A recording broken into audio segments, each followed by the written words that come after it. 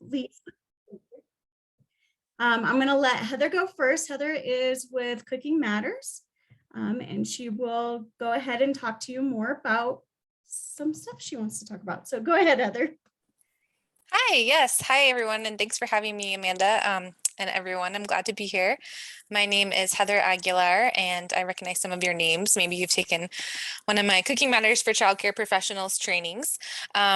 But I'm here today to talk to you about an opportunity, and we are looking for one or two more center-based childcare providers to help us with a project we're working on. So we are working on a project with Better Kid Care and the University of Pennsylvania to create 5 two-hour self-paced modules that is content from our childcare professionals trainings. And so it will, when they're all done, the beginning of next year, they will be on their Better Kid Care platform.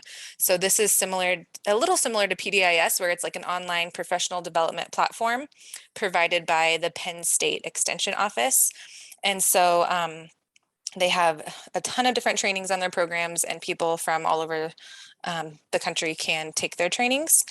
And so what we're looking for is within these trainings that will be online, we will embed some video footage. And so we are looking for 1 or 2 more childcare providers to allow us to do some videotaping in your centers during hopefully like a meal or snack time.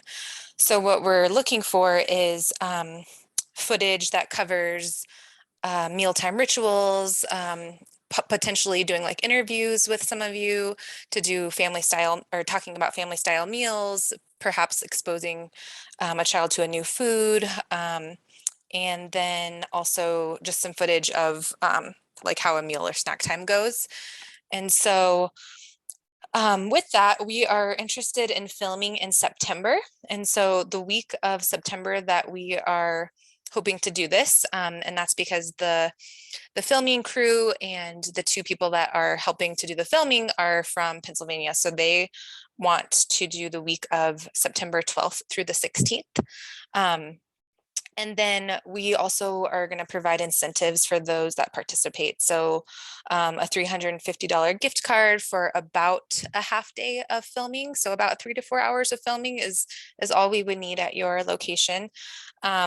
And we would love if someone does have a possible kitchen space that we might be able to film some extra videos in. That would be lovely.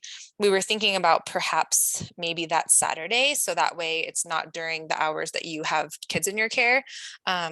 So that's not necessarily required. We just are looking for a space to do some additional videos with like our staff for a little while. And so again, that one's not required, but the date is pretty solid as far as that. So I can take a couple of minutes if anyone has any specific questions, but maybe what I'll do too is just put my email in the chat. And then if you are interested, if you could just let me know, in the next couple of days, just let me know via email. But yeah, if anyone has any questions, I'll try my best to answer it. And if I don't know the answer, I can get back to you as well.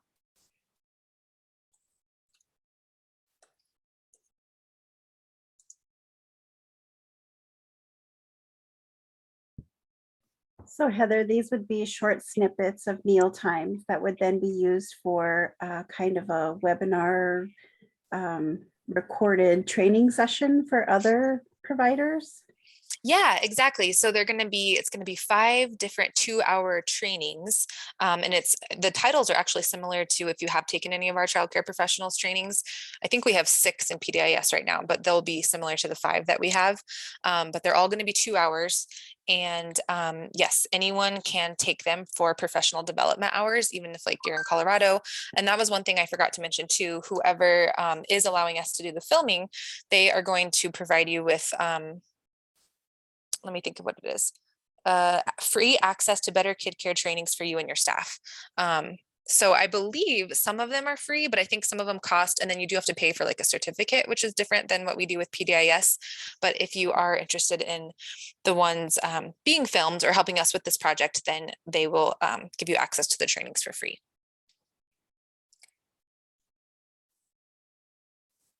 One more question. Yeah. If it was a paid subscription, what would the typical fee be? And then my last question is, how long would that kind of membership last for? Would it be like a 1 year for my program and staff, or how would that work? Oh, like if you did participate and then they offered you it for free? That's a good question. Let me ask them the specifics on that, and then I will share it with Amanda, and then she can pass it along to everyone that joined today in the notes. So I will I'll try to get that answered, and they're usually pretty quick with their responses. So hopefully I'll hear back from them in the next couple of days, and I'll get back to you on that one, because that's a good question. I'm not too sure. Thank you. Yeah. Any other questions?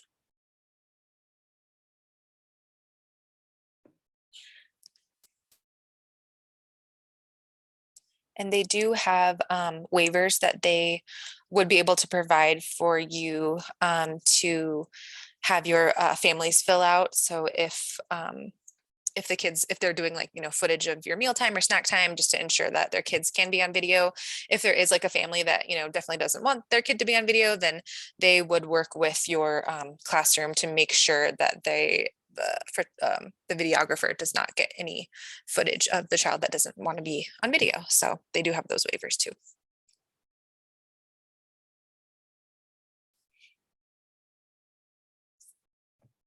Awesome. Does anybody else have questions for Heather? Sounds like an awesome program to be a part of anyway. Right. Well, Heather, thank you for coming. We appreciate that. I'll make sure to add your email in our follow-up email as well, so they have that just in case they didn't get it in the chat. And we really appreciate you being here and explaining it to us. Yeah, and thank you so much for inviting me, and thanks everyone for listening. I hope you have a great rest of your meeting and rest of your week. You too. Everyone. Thank you so much. Thank you. Okay, everybody. Our up next person will be Lisa about UPK, and I will hand it over to you. Right. Hello, everyone. I know I'm normally not on these calls, so thank you for having me today. In case you were not on the last chat's call, I do want to take a moment to introduce you to our new Director of Early Learning, Amanda Benson. And I'll let her just have 1 minute to say hello to all of you in case you weren't here last time. Hi, everybody. I'm Amanda Benson, new at ECPAC, relatively speaking. I did sit in on the last one, but I didn't really participate all that much. So hello and nice to meet you, and eager to learn from and participate and collaborate with all of you. Thanks. And I know normally you all receive emails from me off and on. I am transitioning that over to Amanda, so you will begin to receive emails from her. I think she sent her first one yesterday. So I will still be sending emails off and on, but we are starting to transition some of the stuff over that Rachel used to do. So thanks for taking just a minute in case you weren't here last time to welcome Amanda. So Universal Preschool, just to kind of give you an update on where we are, right now, what is happening is we are in the process of deciding who the local coordinating organization will be to help support Adams County in implementing Universal Preschool over the next year. Just a reminder, Universal Preschool will be up and running by fall of 2023. So we are just a little over 1 year away. Applications to be the local coordinating organization are due on the 21st. It was supposed to be the 20th, but that's a holiday. So now we are looking at Tuesday, the 21st. We held some community conversations in May. So thank you to those of you who attended either the daytime or evening session and got some feedback from all of you on what you felt like might be the best LCO, local coordinating organization model. And then we also sent out a survey to all programs, and we had about 76, I think, programs complete the survey to let us know what you're most excited about, what you're most worried about, what your thoughts are about Universal Preschool, what you feel like you need. All of that has been given to an independent consultant, the results of that survey, as well as the results of the 2 community conversations. That independent consultant then took some time to research national models who also implement Universal Preschool, especially those who implement it in a similar way that Colorado will be doing it, which is to have a department who oversees it at a state level, but have local organizations that are implementing it. She has completed her report, and that report was sent out to a small group of what we're calling local decision maker stakeholders. That group consists of the required people that are necessary to sign off on the application and say, yes, we agree with it. So what we did is we pulled together our county, who oversees Head Start, it oversees the county work, and it oversees CCAP. Our 7 school districts, so we have our 5 major school districts, and we have 2 school districts in the rural area. Aurora Public Schools will be going with Arapahoe, so they were not included. We have 3 private centers and 2 family child care home providers, so trying to get representation across all types of providers. 1 program that's run by a city, and then we also have our local charter school representatives. So trying again to think of all the different types of providers to help support this decision. They will be meeting right after this meeting to finalize that decision. But I will tell you, just because it is known to all of them, that the recommendation is that we apply as a partnership, and that not one single organization lead this effort, but that instead we apply together as a partnership. So if that is what is approved, what will happen next is there will be a small executive committee made up of the folks that are on this decision-making body, but a smaller group of them, who will be the representatives to support the LCO infrastructure development. However, the first thing that is due is a community plan. And so there will be lots of opportunities for every one of you and everyone who's not here today to join in some additional conversations about what do we want in our community plan. We've already heard from many of you through that survey and through the community conversations about what we need to be focused on as we think about universal pre-K. But there will be more opportunities now that we're starting to get some more information from the state about what that might look like. So stay tuned, as we do want to hear all of your thoughts and ideas and make sure that they get integrated into our community plan. I will tell you really quick what we heard from centers as being one of the biggest concerns is staffing. And so we know that is an issue. And so today we're going to talk just a teeny bit about the career navigation support that we're providing and how we're hoping that will help fill that gap. We know it will not fill it completely, but it will support that work. And we also know that the state is really looking into some additional funds to come out and support more people coming into the field and more people becoming qualified as an ECT. In addition to that, we also heard that there's concern that there will not be enough providers to provide universal preschool. So we will need to think carefully about how to build that capacity. And we want all of your ideas about that. And we want to make sure that we're protecting infant and toddler care as we do this. So what we don't want is for people to close infant toddler classrooms in order to open preschool classrooms. So that will be part of our community plan, as well as to really think about how we are supporting the full birth to 5 spectrum. And then a few other pieces. We know we're waiting to see what the rate will be per child. And so just know that the state is working on that. We know that the plan is that providers will be paid for the cost of quality preschool.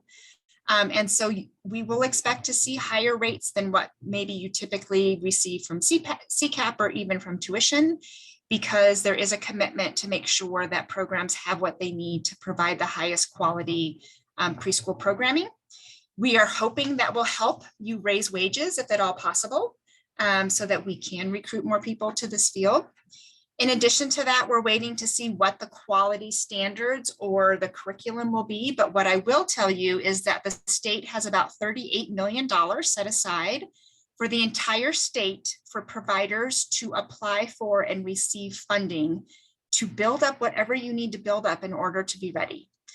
It is not expected that providers are 100% ready come fall of 2023, but that you are making progress and working in that area and working towards those standards. So just know that there will be some opportunities for you to apply for funding, whether that be to purchase curriculum, whether that be to purchase materials, whether that be to consider staffing structures, those kinds of things. So that has not yet been announced, but it is coming. So I will say that we still know we have unknowns. We still want to strongly encourage folks to consider being a universal pre-K provider, because we need everybody to be one, if at all possible, just for the fact that we have a lot of 4-year-olds in their year prior to kindergarten who will be wanting to participate. Families will apply through a universal application. We will make sure that families, first and foremost, get the choice of where they send their child. We know that that may not be 100% possible if every single family were to choose one provider, which is not what's going to happen. That wouldn't be possible, but it is supposed to be family choice. And so we do want to make sure that if your program is a program where families want to go, that is a choice for them. And that is first and foremost where children will be placed, is in the program of the family's choice. So again, still more to come, but just know that we are working diligently. We are trying to be as collaborative as possible across the county. We are trying to set this up in a way that really benefits all providers, as well as benefits all children and families, and benefits our community as a whole. So lots to still come, but that's where we sit as of today. Happy to answer questions if I'm able. So I don't know if I've missed this on our many meetings of UPK, but I think I'm a little confused and this could be unknown. Is this replacing like CPP and DPP, or it's building on top of it? Which one is it? So it's a little bit of both. CPP funding will now be put into the larger pot. There will no longer be CPP because that is a preschool program. However, CPP funding could still be used to provide preschool for a 3-year-old who meets the CPP qualifications. So if you can imagine Proposition EE, which is the ballot measure that passed the raising of funds for universal preschool, will put money in the pot. The current CPP money will go into the pot, and together those will fund universal pre-K, but there'll be a little bit of a carve out of that current CPP funding to support 3-year-olds who are currently being served to continue to be served because they met those CPP guidelines. Does that make sense? It does, right? Because CPP and that goes down to 3 years old. Okay, so then another question would be though, like CPP is more hours per week than 10 hours. So are we dropping down in hours or staying? What does that mean? Yeah, that is still somewhat to be determined. There is guaranteed 10 hours. I cannot say that it will go up to about 16 hours that's currently available for CPP children, unless there is potentially an at-risk reason to provide additional hours. I think to kind of think about the crossover of both of these is that every child, every 4-year-old the year before kindergarten gets 10 hours. If they have an identifying risk factor, we are supposed to work together as a community to give them additional hours. So that could be, just like CPP is currently 16 hours, it could be additional 6 hours to kind of stay even. But we have to look at our entire pot of money, and we need to layer CCAP on top of it. I mean, it's a lot of layering of funding to try to meet the child's needs in the best way possible. So I can't say it's going up or down. What I will say is if they meet a risk factor, then we will attempt to give them a higher level of hours. And so I'm just asking, and this is, I feel like very specific to me, maybe not everyone else. If we have to steer down more questions, like should we be intaking CPP kids for next year and stuff? Should I be pestering like Kathleen and Jody to find out what we should do with that? So CPP is running for this next year because universal pre-K does not start until fall of 2023. Okay. And so at this point, CPP will run exactly how it does this next year. And it will not change over until the following year. Okay, got it. Lisa, did you? Go ahead, Rita. That was a really helpful set of questions. I still don't know anything. I'm just kind of like, okay, I want to do a drill down of that same question. Let's say there's a family that's got CCAP. They need more than 10 hours.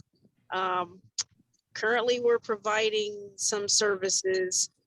When that rolls into 2023, do we just get the 10 hours at the higher rate, or can we cover more hours because they qualify for CCAP at a quality rate? I mean, Yep. how does that? So how it's working now is that is still in process of being determined. They are trying to raise CCAP rates to at least come closer to that quality rate. And so that is something that will be worked on over the next year to try to get those to be a little bit more even. I don't know the answer of what it's going to look like yet, but that is at least the goal.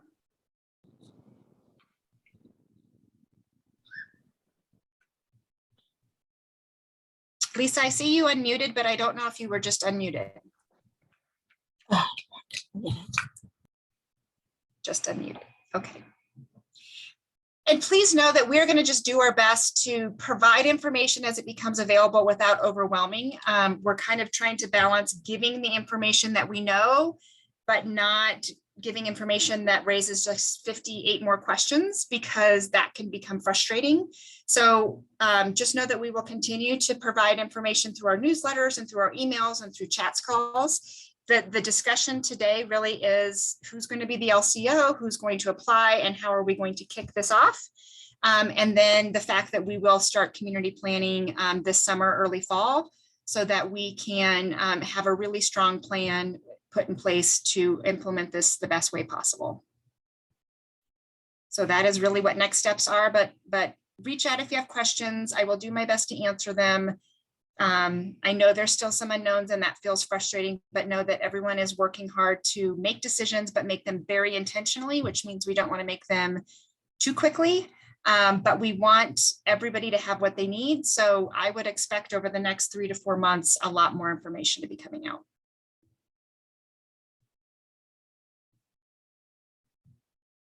All right. Thank you, everyone, for at least considering to be a UPK provider. We will be talking more for sure.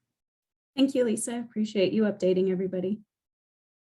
So next we're going to have Nicole, who's going to go over our workforce efforts. Thanks, Amanda.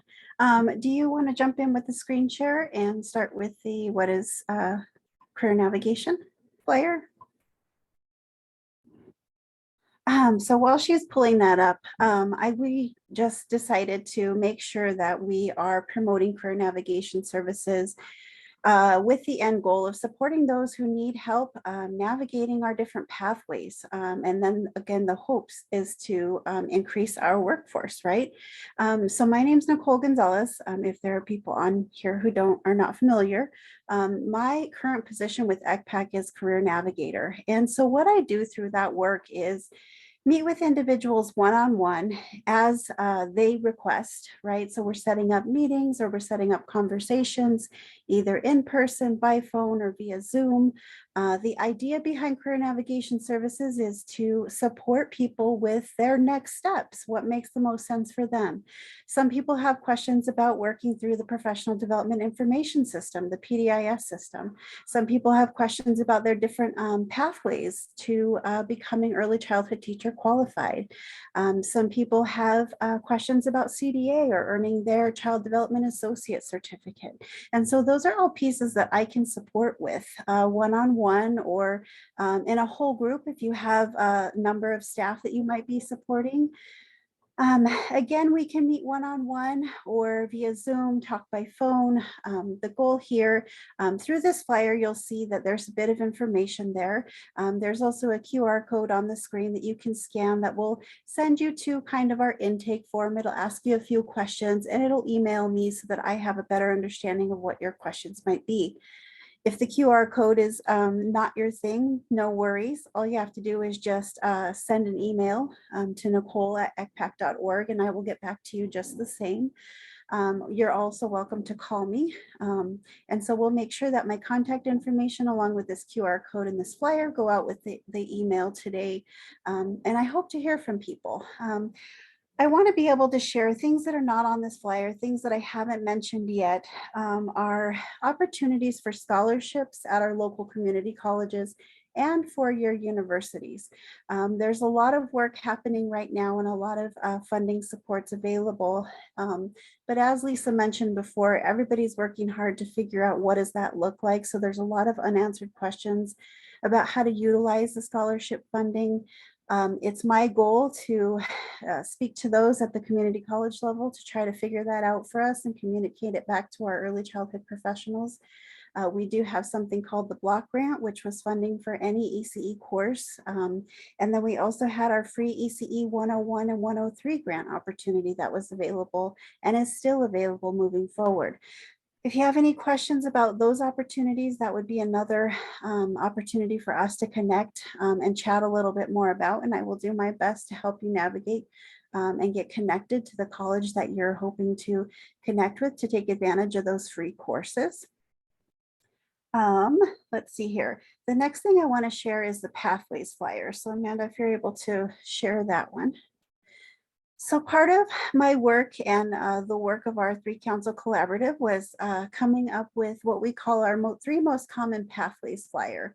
This flyer was created, we had a graphic designer that we worked with, and knowing information from our community here in Adams County about what are the most utilized pathways for teachers and staff to become early childhood teacher qualified.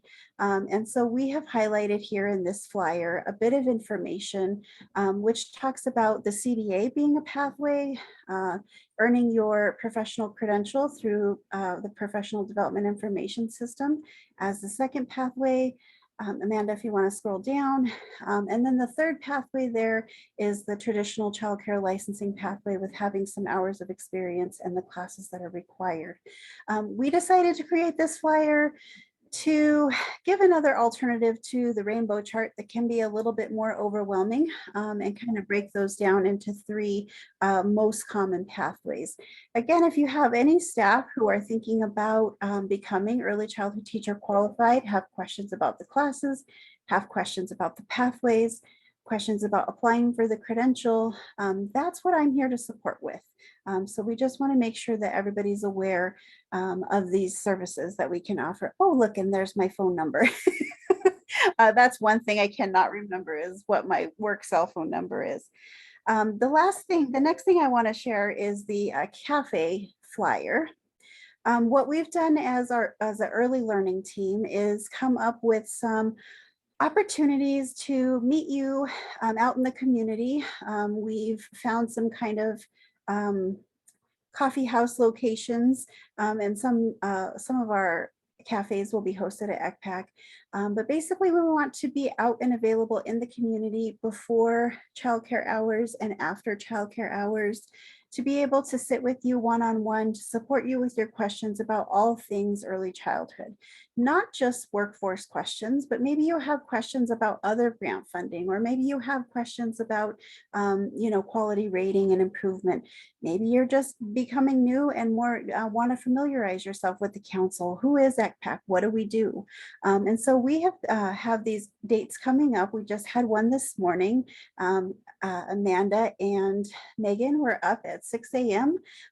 For the Sunrise Cafe at Caribou Coffee this morning.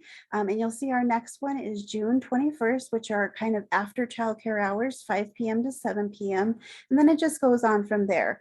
These are the first 2 months, but we also have some set for August and September as well, where Alicia and the rest of our staff, Jackie and Sue, will also be out at the cafes just answering questions. We can help you with technology questions. If you have questions about the PDIS, you could bring your computer. We can help you with documentation, that kind of thing. So we invite anybody to come and join us. They're free. We usually have 2 ECPAC staff members there. And so we just want to be able to share those dates with you. Okay, we can stop the screen share now, Amanda, and I will catch my breath. The next thing I wanted to share about quickly is that we do have a CDA which is Child Development Associate Certificate Training, that we have hired a contractor to put together what we call a how-to portfolio training. So if you are currently have staff that are going through and earning their CDA by completing the 120 hours, but really need additional support with putting their homework portfolio together, ECPAC will be able to offer this training session soon. This curriculum is in the works, and we hope to be able to start offering it in September. So just something to keep on the back burner for now, and reach out with any questions if you have training about or questions about that training. The next thing I wanted to talk a little bit about is that some of you might be familiar with last fiscal year, we were offering paid subscriptions to Childcare Education Institute. It's an online platform similar to the Professional Development Information System. However, if you become a member of that paid subscription platform on your own, that subscription typically costs people $100 for 1 year. ECPAC was able to secure those subscriptions at a reduced rate, which then allows us to offer them to our Adams County providers at a reduced rate as well. We offer those training subscriptions for $25 a person. It's still good for a year. It's no different than if you paid $100 or only paid $25. It's just something that we wanted to do to be able to support our community. We know that taking trainings is a requirement. We know that attending trainings is not always doable. You're working full time every day, and so getting to evening trainings or that kind of thing can be a challenge. And so we wanted to offer an additional online platform as an option. Again, if you are interested in learning more about that subscription for $25 for 1 year, there are over 200 training opportunities on that platform, and you can access them anywhere you can get Wi-Fi, anytime that you have time to do so. So when you have free time, it would be available for you. That's all I'll say about that. The last thing I want to share quickly is for those of you who had been on many calls before, we had the Workforce Business Center, Adams County's Workforce Business Center, on a call talking about the opportunity for interns. They were talking about bringing a staff member or a volunteer intern into different childcare centers because that intern might be interested in working in childcare in the future. We were able to kind of work through all of those ins and outs, get those details. We knew that there was a bit of a discrepancy between the Workforce Business Center opportunity and childcare licensing. I will say that we finally got childcare licensing to provide us a list of the types of documents and paperwork that might be needed in an intern's employee file. And so if you're interested or you're moving forward with the intern, we are happy to share that list with you. We have it all nailed down for you. We know that everybody needs a background check, and based on your job description of what that intern would be doing, there would be additional paperwork at different points, but it's all based on your job description. So if they never set foot in the classroom, the paperwork in that file is going to look different than from an intern who does step foot in the classroom. And so we have those details. If you're currently working on getting an intern, or you're interested, you want that information so you can feel confident in moving forward and bringing in an intern, reach out and we're happy to share it. I apologize, I don't have any visuals for us today, but just know that we have had the conversations that need to be had so that we can iron that out and there's no more gray area. I think I'm about out of breath. I think that's all of my updates, and I'll stop for a minute to see if there are any questions.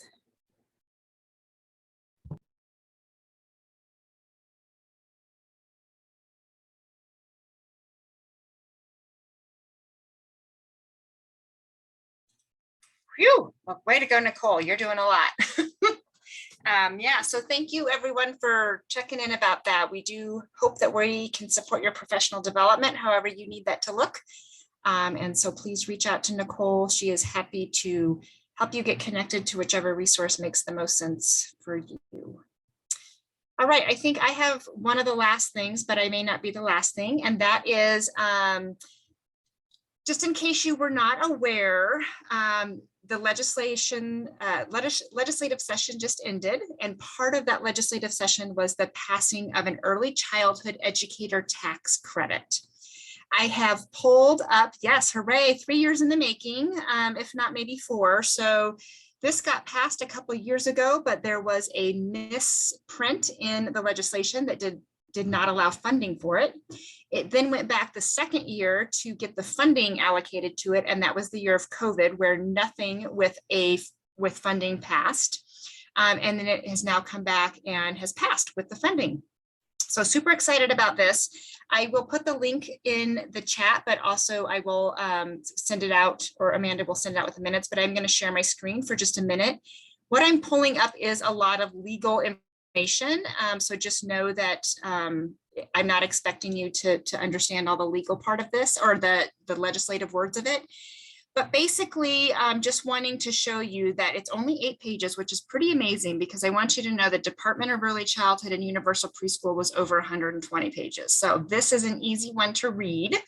And basically what it's telling you is that any of your staff, or you as a family child care home provider, or you as a director, can apply for an early childhood educator tax credit on your next tax return come January, February, March, April of next year. As we know, we fill out our taxes for the year prior. And so it would be for the current year that we're sitting in is when you would complete it next January. Basically, what this means is that, and I'm just going to come up here and show you, you do need to have a credential, or at least have applied for a credential. We know that the PDIS system is slow, and as a result of that, it looks like they will accept applications being submitted for credentials if they're not yet approved. But what I would recommend to you is that you and your staff get in PDIS and apply for that credential as soon as possible, because if it is approved, it will be much more likely to be ready for you to roll come tax time. It does talk about the fact that you do need to have a federally adjusted gross income of less than or equal to $75,000 a year for an individual, or $150,000 if you're filing as a joint return with a partner or spouse. So coming up with that, basically, and again, more to come. So I'm just going right off legislation. I'm really hoping the Office of Early Childhood or the Department of Early Childhood is going to come out with some additional language. But for now, what we know is the legislation. If you are credentialed at a level 1, you will get $750 in a tax return credit. If you are credentialed at a level 2, you'll get $1,000. If you are credentialed at a level 3, 4, 5, or 6, you will get $1,500. So again, if you can work to make sure that you and your staff have applied for your credential levels and that you continue to work on increasing those levels, there is now a financial benefit to that. So more to come, but we did want to just get it out there because of the fact that PDIS is taking several months to get credential levels approved. We really want people applying now so that that happens before the end of the year. And Nicole, if there's anything you want to share about that credentialing application process, I know it's a bit challenging, but if there's anything that would be helpful to share, let's go ahead and do that. The best update I can mention is that when thinking about adding external training, so trainings that you have not taken through the PDIS system, maybe you attended a training in person with ECPAC, maybe you utilized a different training platform and earned a certificate. When you are applying for a credential, adding those external trainings can get a little tricky. They live outside of the credential application, and you do kind of need to go and navigate outside of the credential application, upload them, attach them, maybe click them to be reviewed before they actually become part of your credential application. So that's one thing that can be a little tricky. If you took training within the PDIS system, they're already there and you don't need to re-upload them.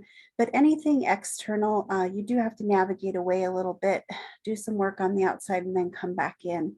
That would be my, I guess, tip of the day when you're thinking about your credential application. It is getting better to navigate, I would say. The first portion of the credential application is better, but it's that external training that tends to trip people up. So I'm here for support. You know, just email, phone call. We can have a conversation. We can meet in person. You can come to the ECPAC office. We can utilize ECPAC scanner. That tends to make things easier as well. So just know that ECPAC and all of the coaches are a resource for that, that system if you have any questions. And we now have some laptops that are available to you when you come to work with us while you're here in case you don't feel like bringing your laptop, or if you don't have one and it's easier to navigate the PDIS system on a laptop, we will have those available as well.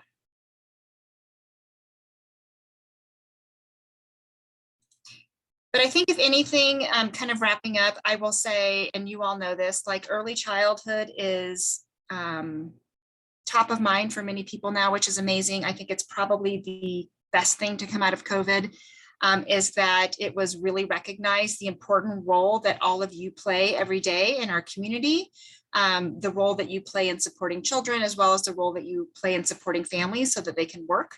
And so I think it's been great to have so much attention paid to early childhood. I think things that we've been wanting to have happen for a long time are happening.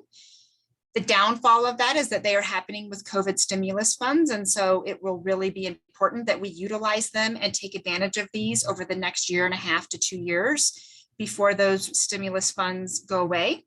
However, I think if there are things that end up being really successful, there are people who really want to find that funding to make those things continue. But now is the time to take advantage of whatever is out there, and know that our staff is here to help you get connected to those resources.